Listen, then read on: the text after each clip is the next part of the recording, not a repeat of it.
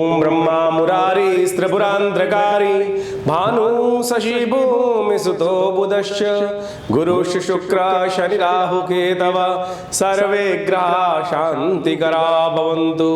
ओम मये सूर्य सहस्त्रांशो तेजो राशि जगत्पते अनुकंपय मां भक्त्या गणर्घं दिवाकर। नमस्कार, स्वागत है आपका आचार्य वाणी में। मैं आचार्य डॉक्टर विक्रमादित्य आपके साथ हूँ और आज का विषय है कर्क राशि वालों के लिए सूर्य का परिवर्तन। सूर्य आपकी राशि के अनुसार से, आपकी लग्न के अनुसार से परिवर्तन का योग जो बना रहे हैं, 16 जुलाई से लेकर 16 अगस्त के बीच में सूर्य लग्न में रहेंगे, राशि पे रहेंगे, आपकी पे 1 नंबर भाव जो होता है ना उसमें रहेंगे। 12वें भाव से निकल कर आए। सूर्य एक बड़े तेजस्वी ग्रह माने जाते हैं। सबसे ज़्यादा तेजस्वी कोई ग्रह हो सकता है तो सूर्य ही है। उनके प्रकाश के आगे कोई और प्रकाश टिक नहीं सकता है हमारे सोलर सिस्टम के अंदर, इसलिए उनको सोलर सिस्टम का राजा कहा जाता है। और उनका परिवर्तन बड़ा महत्वपूर्ण, आपकी राशि के अनुसार से द्वितीय भाव के स्वामी हैं, आपके धनेश हैं सूर्य। और धन भाव के स्वामी जो होते हैं ना, वो कहा जाता है कि बहुत महत्वपूर्ण दूसरा भाव है, दूसरा नंबर है।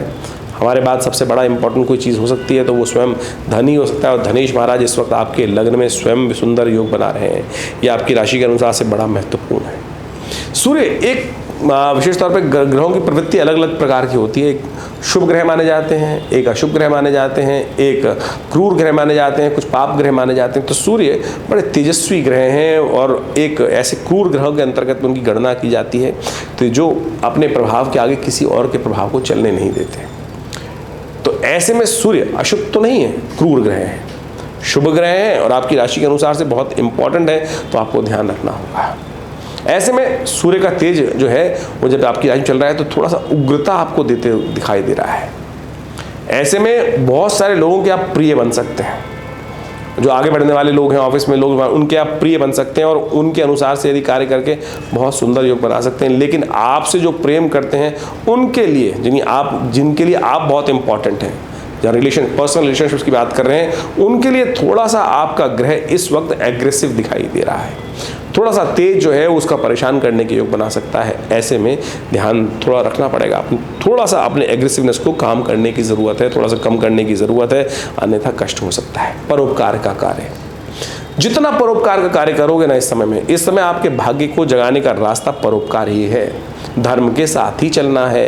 देखिए आपके भाग्य में इस वक्त राहु भी विराजमान है और जिस प्रकार का कॉम्बिनेशन यहाँ बनता दिखाई दे रहा है, शुक्र लग्न में सूर्य के साथ राहु भाग्य में बैठे हुए योग बना रहे हैं और साथ साथ बृहस्पति लाभ के स्थान में बैठे हुए हैं। शनि महाराज विशेष तौर पर आपकी राशि के अनुसार से अष्टम भाव में वक्री होकर चल रहे हैं। ये सब ओवरऑल आपकी राशि के अनुसार से यदि हम समझें तो ये बड़ा इंपॉर्टेंट फैक्टर है। तो आपको अपने अंदर परोपकार और सेवा का भाव इस समय विशेष तौर पर समस्त सफलता प्राप्त करने के लिए बहुत रखना बहुत ज़रूरी है। ये आपकी सफलता की कुंजी है। जितना परोपकार का, सेवा का भाव हो सकता है, गरीबों की सेवा का अपना कुछ ना कुछ एक छोटा सा फंड बना लें, जो इनकम है उसका 1% के आसपास निकाल के रखिए और देखिए सेवा भाव में अवश्य इस महीने लगाने का प्रयास करें। ये यदि आप सोच कर कार्य करेंगे तो आपके लिए किसी और उपाय की ज़रूरत ही नहीं। इस बात का ध्यान रखते हुए कार्य करने का प्रयास करें। अपने रिलेशनशिप्स को, विशेष तौर पर पर्सनल रिलेशनशिप्स को थोड़ा बैलेंस, अन्य ऐसे छोटी छोटी बातों में गुस्सा ना करें। शक्ति बहुत है और आप चाहते हैं कि सब कार्य आपके दृष्टिकोण से ही हो, ये आपको थोड़ा सा बदलना पड़ेगा। देखिए इस संसार में सफलता के कई रास्ते हैं, ऐसे जाओ। देखिए संसार गोल है ना, ये संसार गोल है, कोई लंबा हो सकता है, कोई छोटा हो सकता है, कोई बड़ा हो सकता है। अनुभव से किसी व्यक्ति को आपको शॉर्टकट ही बता सकता है, लेकिन जाते तो सभी एक ही दिशा में है। तो हम ये सोचें कि मेरा ही दिशा ठीक है, दिशा उसकी भी ठीक है और हमको बिल्कुल अनुभव के द्वारा कार्य करने की ज़रूरत है। और आपकी राशि के अनुसार से आप समझें कि आपके लाभ को कोई इस वक्त रोक नहीं सकता है, लेकिन एग्रेसिवनेस, उग्रता जो है वो अननेसेसरी कष्ट दे सकती है। और साथ साथ एक भाव और ध्यान रखिएगा, आप बहुत अच्छे से चाणक्य नीति का इस्तेमाल करके शुक्र युक्त जिसको डिप्लोमेटिक तरीके से कार्य करते दिखाई देंगे इस वक्त। लेकिन बहुत सारे लोग ऐसे होते हैं कि जिनको डिप्लोमेसी समझ में आती नहीं है, वहाँ आप कष्ट में फंस जाएंगे। तो इसलिए सरलता, थोड़ी सी सरलता को जीवन में स्थान देने का प्रयास करना चाहिए, वो आपके लिए बहुत ज़रूरी है। और जो सरलता से रखेंगे तो आप अपने संबंधों को बहुत सुंदर तरीके से आगे बढ़ाने के कार्य करते हुए रास्ता बनाते दिखाई दें। सफलता में थोड़ी बाधा दिखाई दे रही, क्योंकि शनि महाराज वक्र स्थिति में होकर आपके दशम भाव को इस वक्त देख रहे हैं, वो विशेष तौर पर कहीं ना कहीं उस सफलता की परसेंटेज को कहीं कम करते दिखाई दे रहे हैं। और उस आप जिस प्रकार से चाह रहे हैं कार्य करना, उसमें वो कार्य ना हो तो आपको गुस्सा आना शुरू हो जाएगा। तो ऐसे में उसको शांत करने की ज़रूरत है। ज्योतिष के दृष्टिकोण से इन सब भावों को समझते हुए कार्य करने का प्रयास करना चाहिए। जो ग्रह देश काल परिस्थिति को समझते हुए, देश ग्रहों के स्वभाव को समझते हुए कार्य करते हैं, उनके लिए सब वारे न्यारे होते हैं, बहुत सुंदर होता है। तो ऐसे में विशेष उपाय आप करने का प्रयास कीजिए, वो आपके लिए बहुत उपयुक्त रहेगा। सबसे श्रेष्ठ उपाय इस वक्त नित्यपति भगवान सूर्य का जल को जल देना, उनके मंत्र का जप करना, और साथ साथ आपकी राशि के अनुसार से यदि हम बात करें तो आपके लिए सबसे अच्छा दिखाई देता है कि नर्मदेश्वर शिवलिंग का नित्यपति रुद्राभिषेक करें। काले रंग के शिवलिंग का नित्यपति रुद्राभिषेक यदि उनका अभिषेक करेंगे तो आपके लिए बहुत सुंदर रहेगा, भाग्य को जगाने वाला रहेगा।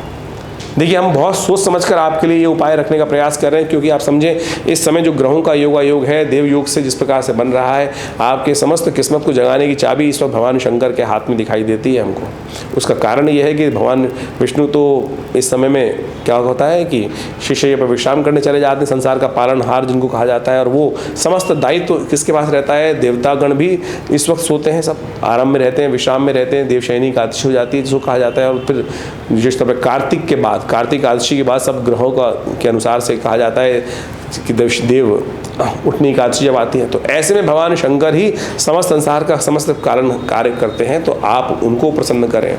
और आपकी राशि के अनुसार से इस वक्त योग चलता है कि नर्मदेश्वर शिवलिंग, काले रंग के शिवलिंग का नित्यपति यदि आप भगवान का अभिषेक करेंगे दूध से, दही से, इच्छू रस से, तो मनोकामना सिद्धि का रास्ता भी प्राप्त होगा। जो अननेसेसरी का सूर्य की एग्रेसिवनेस है वो भी ठीक होगी। देखिए, भगवान शंकर पर नित्यपति अभिषेक करने का एक आध्यात्मिक रहस्य बताया गया है कि आप, कहा जाता है ना कि कोई भी कार्य करना चाहते हैं तो उग्रता त्यागिए, सिर ठंडा रखिए। और जब भगवान पे लोटा जल चढ़ाते हैं तो दिखाते हैं कि मनुष्य को अपने सिर को, अपने मस्तिष्क को, विचार के केंद्र को ठंडा रखने का प्रयास करना चाहिए। जितना ठंडा सिर रहेगा उतना बढ़िया आपके विचार शांति के साथ कार्य को सफलता दिलाने की तरफ आपको ले जाते दिखाई देंगे। और जितना गर्म दिमाग उतना आपको परेशान, कष्ट और फिर बीमारियाँ।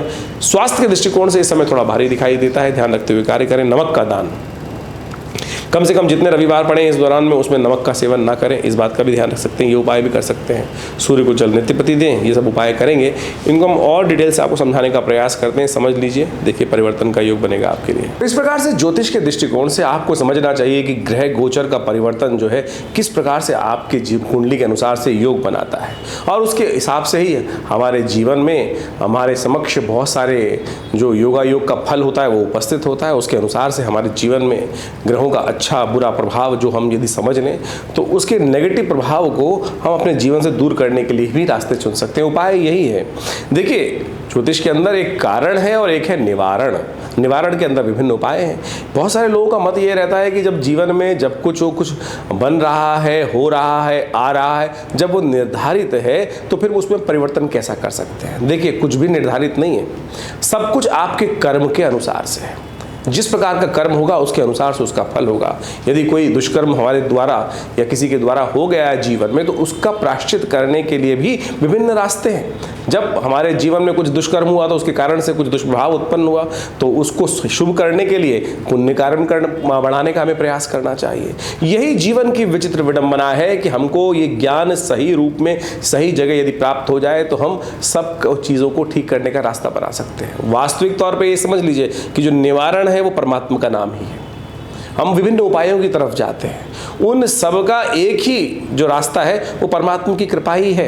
हम किस प्रकार भी परमात्मा का नाम यदि श्रद्धा के साथ ले लें तो वो हमारे जीवन में सब प्रकार के अशुभ प्रभावों को दूर कर देता है। फिर भी ज्योतिष के दृष्टिकोण से अनेक उपाय शास्त्र में बताए गए हैं, वो भी अद्भुत रूप से कार्य करते हैं। तो सूर्य को मनाने के लिए विभिन्न उपाय जो शास्त्र में वर्णित है, चाहे वो सूर्य को जल देना, चाहे वो रविवार का व्रत रखना, अच्छे कर्म करना, गेहूँ इत्यादि का दान करना, नमक का दान करना, सूर्य के मंत्र ओम घृणी सूर्य आदित्याय नमः इस मंत्र का नित्यपति जप करना, गायत्री का जप करना, ये सब के सब एक ऐसे अद्भुत उपाय हैं जिनको यदि आप करें नित्यपति तो सूर्य के होने वाले बहुत सारे दोष जीवन से दूर हो जाते हैं। तो इन सब कर्मों को यथाउचित भाव से अवश्य करने का प्रयास करना चाहिए। सूर्य का जो आदित्य हृदय स्तोत्र है वो तो अद्भुत है, यदि उसका सानिध्य नित्यपति लिया जाए तो अनेक प्रकार से जीवन के कई कष्टों को दूर करने का रास्ता बन जाता है। सूर्य प्रत्यक्ष देवता है शास्त्र के अनुसार से, और वो नित्यपति अपना दर्शन देते हैं प्रकृति में, हर मानव को, हर जीव को अपना दर्शन देते हैं। नित्यपति अपने कार्य के अनुसार से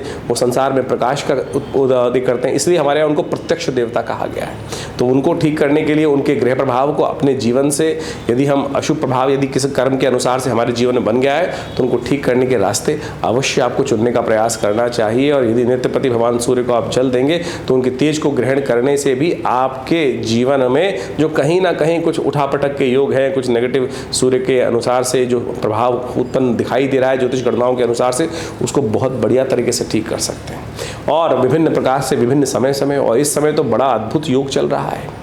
जब तक ये सूर्य जो महाराज जो कर्क राशि में चलेंगे तब तक सावन का सुंदर महीना चलता दिखाई दे रहा है, और ऐसे में भगवान का सुंदर स्तवन करें। कहा जाता है कि देवशयनी एकादशी से भगवान विष्णु तो शेषशय्या पर विश्राम करने चले जाते हैं, लेकिन उसके बाद संसार का संपूर्ण दायित्व जो है वो भगवान शिव के ऊपर आ जाता है, और भगवान शिव जो है वो तो भोलेनाथ है।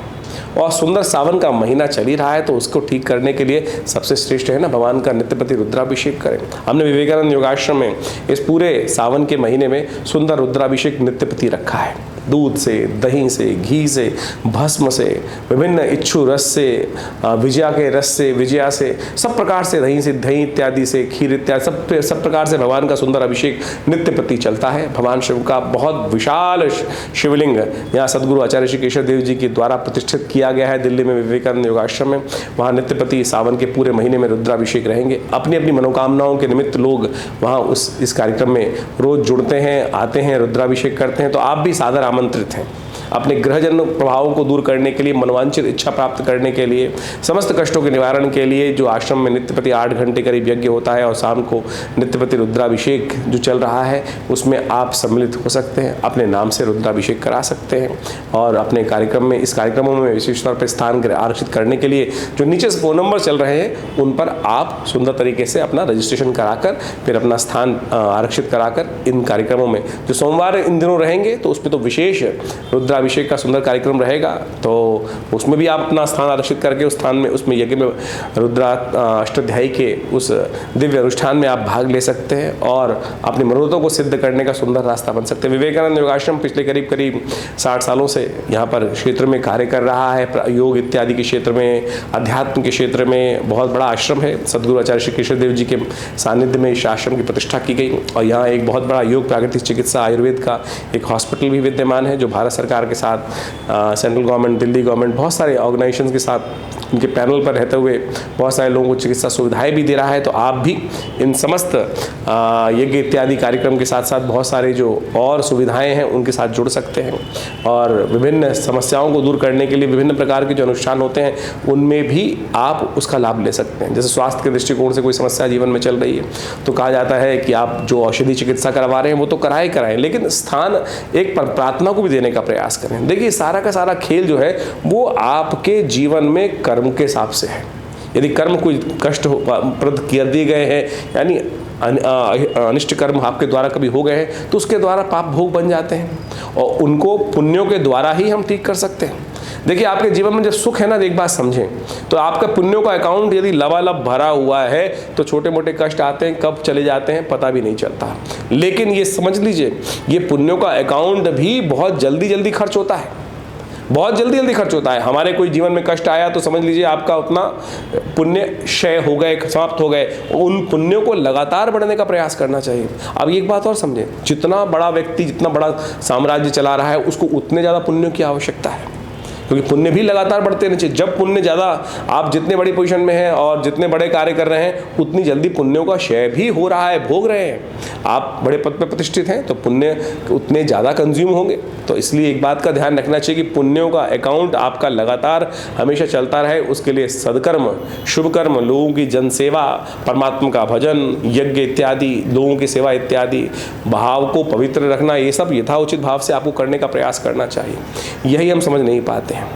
दुख में तो सुमिरन हो जाता है, सुख जब चल रहे होते हैं तो क्या होता है कि वो सुमिरन हो ही नहीं पाता है। पुण्य कर्म यदि अच्छे पद पर रहते हुए अच्छे समय में, शुभ समय में यदि हम लगातार अच्छे पुण्यों को बढ़ाते रहें तो देखिएगा आपके जो पुण्य हैं वो भरे रहेंगे और कष्ट जीवन से अपने आप दूर होते चले जाएंगे। ये पुण्य और पाप का बहुत विचित्र व्यवस्था है, इसको हमको समझने का प्रयास करना चाहिए। जो समझ लेते हैं उनके जीवन से कष्ट दूर हो जाते हैं। तो इस ग्रहों के प्रभावों को समझते हुए कि कब आपके लिए धूप है, कब आपके लिए छांव है, तो हमको अपने जीवन को चलाने का प्रयास करना चाहिए। जो उपाय आपके लिए बताए गए हैं आप अच्छे से करने का प्रयास करें। जन्मपत्री के हम गोचर के दृष्टिकोण से बहुत सारी बातें बताते हैं आपको, लेकिन इसके साथ साथ अपनी जन्मपत्री, मूल जन्मपत्री जन्म के अनुसार से जो बनाई जाती है उससे आपके जीवन में भुक्त और भोग्य, यानी आपने जो भोगा, जो कर्म पूर्व जन्म में हुए उसके द्वारा जो आगे आने वाले समय में भोगना है वो सब निकाला जाता है और उसके अनुसार से बहुत चीज़ों का अंदाज़ा लगाया जा सकता है। जीवन में जो